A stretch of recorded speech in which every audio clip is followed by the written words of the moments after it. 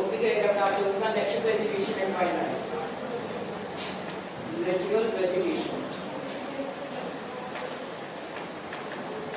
Natural vegetation and wild life. यहाँ से NCSC के लिए काफी सारे इंपोर्टेंट क्वेश्चन आएंगे आप लोगों के। ये चैप्टर आप लोग 2 बार पढ़ेंगे आप लोग, 10th क्लासेस में भी आप लोग इसको रिपीट करते हैं, लेकिन यहाँ पर बेटा नेचुरल वेजिटेशन के बारे में ज्यादा टॉपिक रहता है, वहाँ पर वाइल्ड लाइफ के बारे में हम लोग ज्यादा डिस्कस करते हैं। तो दोनों टॉपिक है मोस्ट इंपोर्टेंट टॉपिक बनेंगे आप लोगों के, natural vegetation and wild life. ठीक है, चैप्टर हमने स्टार्ट किया था। आप लोग जानते हैं कि हमारा जो भारत बेटा 12 मेगा बायोडाइवर्सिटीज कंट्री है वर्ल्ड के, में हम लोग इसको शामिल करते हैं। कितने कंट्रीज में आता था? 12 मेगा बायोडाइवर्सिटीज कंट्री, यानी कि उन देशों में शामिल करते था जहां पर विभिन्न प्रकार की वनस्पति, विभिन्न प्रकार के पेड़ पौधे पाए जाते हैं। ठीक है, फिर हमने बात की थी इसमें, अगर हम बात करें इसके अकॉर्डिंग जो प्लांट स्पीसीज है, प्लांट स्पीसीज इंडिया में कितनी पाई जाती है? 47,000। कितने? 47,000 पाई जाती है इसमें। और प्लांट स्पीसीज की अगर हम बात करें वर्ल्ड में कौन सा स्थान आता है इंडिया का? 10। वर्ल्ड में 10 प्लेसेस पर हम लोग, और एशिया में 4 प्लेस पर हम लोग। Asia we have only 4 place. तो ये इंटरनल चीजें हम लोग पढ़ चुके थे, इसमें कंप्लीट कर चुके थे। ठीक है, प्लांट के लिए हम लोग क्या यूज करते थे? फ्लोरा। एक वर्ड यूज करते हैं प्लांट को डिनोट करने के लिए, flora. Flora and second is fauna. Fauna में अगर हम बात करें, किसकी बात करेंगे यहाँ पर? एनिमल्स की। एनिमल्स भी बहुत सारे पाए जाते हैं, एनिमल्स तो हम प्लांट से भी ज्यादा इंडिया में पाए जाते हैं। मेनली अगर हम बात करते हैं यहाँ पर एनिमल स्पीसीज की, तो 90,000। कितनी होगा? 90,000। अकेले इंडिया के अंदर पाए जाते हैं 90,000 फ्लोरा एंड फ्यूना। ठीक है, फिर हमने इसमें पढ़ा था कि जो फ्लोरा और फ्यूना, जो डिफरेंट टाइप की वनस्पति, डिफरेंट टाइप के वन्यजीव जो भारत में पाया जाता था, उसके लिए कुछ फैक्टर रिस्पॉन्सिबल होते हैं। ठीक है, उसमें हमने जैसे बात की थी सबसे पहले लाइफ की बात की थी, इसमें लैंड और सोइल के बारे में हमने बात की थी। जैसे first factor affecting climate, you can say natural vegetation. Factors affecting natural vegetation, natural vegetation, this topic we have to be completed. यहाँ पर इसमें देखिए सबसे पहले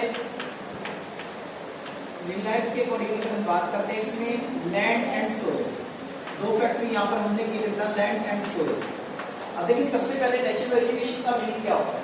नेचुरल वेजिटेशन, प्राकृतिक वनस्पति किसे कहते हैं? The vegetation that are grown naturally without the aids of human being, that is called natural vegetation। ठीक है ना बेटा, एक ऐसी वनस्पति जो मानव के योगदान के बिना स्वयं उग जाती है, प्राकृतिक तौर पर स्वयं उग जाती है, ऐसी वनस्पति को हम बोलते हैं नेचुरल वेजिटेशन। वही प्राकृतिक वनस्पति है, आप लोग जानते हैं अलग अलग एरियाज में अलग अलग तरह की वेजिटेशन पाई जाती है। तो उसके लिए कौन कौन से फैक्टर रिस्पॉन्सिबल है? लैंड की अगर हम बात करते हैं, लैंड फॉर्म्स की हमने बात की थी, माउंटेन है, प्लेट्यूज है, प्लेन है।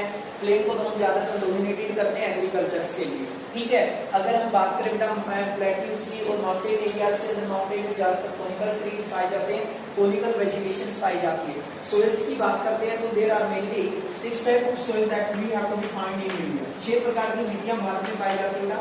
तो सोइल भी कहीं ना कहीं जो वनस्पति है, किस तरह की वनस्पति ग्रो की जाएगी, इस फैक्टर को अफेक्ट करने का काम करती है। तो ये फैक्टर हमारा सबसे पहले इसमें लाइफ में आता है हमारा लैंड एंड सोइल। उसके बाद इसमें क्लाइमेट, क्लाइमेट में आ जाता है इसमें टेम्परेचर। सेकंड जो फैक्टर होता है इसमें क्लाइमेट, यानी कि जलवायु कैसी है। क्लाइमेट में किन किन फैक्टर को हम लोग इंपोर्टेंस देते हैं इसमें? सबसे पहले टेम्परेचर की अगर हम बात करें, टेम्परेचर, भाई टेम्परेचर कैसा है। ठीक है, ये भी वनस्पति को प्रभावित करेगा। इसमें सनलाइट, और तीसरा क्या इसमें? प्रेसिपिटेशन। ठीक है बेटा, ये 3 फैक्टर ऐसे हैं जो हमारे इसमें आते हैं हमारे क्लाइमेट के अंदर, जिसके बारे में मतलब जो वनस्पति को कहीं ना कहीं डायरेक्ट या इनडायरेक्ट रूप से प्रभावित करने का काम करता है। तो यहाँ तक हम लोग कंप्लीट कर चुके हैं इसमें। इसके अलावा कुछ जो वनस्पति है, ठीक है, इसमें क्वेश्चन आया था, the vegetation that are belong to our country, that is called, क्या कहेंगे उसको? ऐसी वनस्पति जो हमारे देश में पाई जाती है, क्या कहेंगे? एंडेमिक। क्या कहेंगे? Endemic. It is also called endogenous, स्वदेश, देशज कहते हैं जिसको, जो अपने देश की वनस्पति है। और जो आउटसाइड आई है क्या एक्सोटिक। तो ये आ जाता है इसमें एंडेमिक और एक्सोटिक, ये दो टाइप्स हैं इसमें। आप लोगों को ये भी ध्यान रखना है, बुक्स में हमने पढ़ा था, इनके बारे में बेसिक हमने किया था। और एक क्वेश्चन आ जाता है what do you mean by biome. Biome का अर्थ क्या है?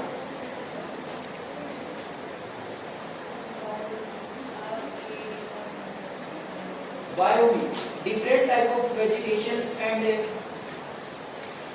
Wildlife are found in particular area that is called biome. ठीक है ना बेटा, जहां पर यानी कि तरह तरह की वनस्पति पाई जाती है, तरह तरह के जीव जंतु पाए जाते हैं। आगे टॉपिक हमारा स्टार्ट हो जाता है इसमें। ठीक है, तो यहाँ पर हम लोग कंटिन्यू करेंगे इसको। टॉपिक दिया गया इसमें का ये इकोसिस्टम के बारे में। इकोसिस्टम पारिस्थितिक तंत्र जिसे कहते हैं। इकोसिस्टम का मीनिंग होता है पारिस्थितिक तंत्र। तो देखिए बेटा इकोसिस्टम क्या है? Plant occurs in distinct group of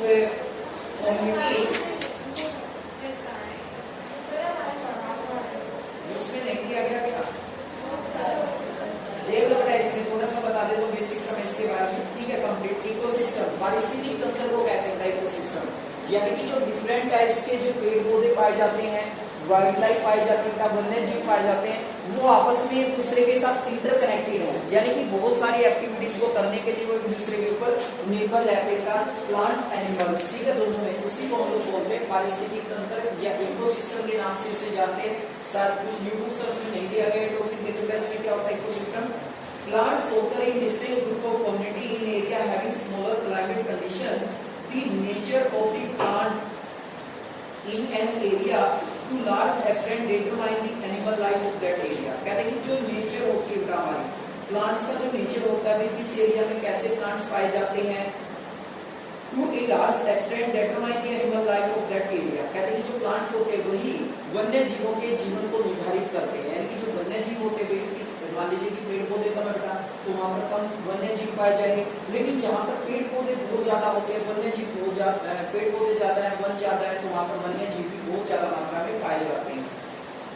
When the vegetation is altered, the animal life also changes। कहते हैं कि जब वनस्पति कम पाई जाएगी तो उससे वन्य जीवों के जीवन पर भी असर पड़ेगा।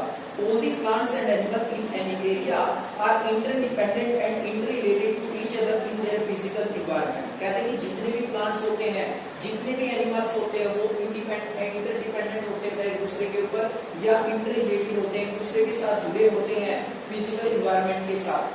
Thus फॉर्मिंग एन इकोसिस्टम, कहते हैं इसी तरह से एक पारिस्थितिक तंत्र का निर्माण होता है। जो हमारा पारिस्थितिक तंत्र है उसका निर्माण होता है। तरह तरह के जो वन्य जीव होते हैं, तरह तरह की जो वनस्पति होती है, वो हमारे वन्य जीवों को, और जो पेड़ पौधे होते हैं, प्लांट लाइफ होती है, वो आपस में एक दूसरे को प्रभावित करने का प्रयास करते हैं। जनरल सा मीनिंग क्या होता है इकोसिस्टम में? आप लोगों को ध्यान रखना है कि जितने भी वन्य जीव होते हैं, जितने भी पेड़ पौधे होते हैं, वो आपस में जुड़े होते हैं। जनरल सी बात हम लोग करते हैं, पहले वन ज्यादा हुआ करता था, जो फॉरेस्ट एरिया था बहुत ज्यादा था हमारे पास। ठीक है, लेकिन धीरे धीरे वनों की कटाई होने लगी, तो पहले के समय में क्या होता था, एनिमल्स भी बहुत ज्यादा मात्रा में, जो वाइल्ड एनिमल होते थे वो भी बहुत ज्यादा मात्रा में पाए जाते थे। लेकिन आप लोग देख रहे हैं बेटा, जैसे जैसे वनों की कटाई हम लोग कर रहे हैं, ठीक है, तो धीरे धीरे जो वनों की संख्या है, वनों की जो मात्रा है, या वन्य जीवों की जो मात्रा है, उसकी कम होने से यानी वन्य जीवों के जीवन पर भी असर पड़ा। तो पारिस्थितिक तंत्र का मतलब बेटा जितने भी प्लांट्स हैं, जितने भी वाइल्ड लाइफ एनिमल्स हैं, वो आपस में एक दूसरे के साथ इंटररिलेटेड है, आपस में एक दूसरे के ऊपर इंटरडिपेंडेंट है। इसी को हम लोग बोलते हैं इकोसिस्टम, इसी को बोलते हैं पारिस्थितिक तंत्र। How do the human being influence the ecosystem of a region. कहते हैं कि मानव कैसे पारिस्थितिक तंत्र को प्रभावित करता है।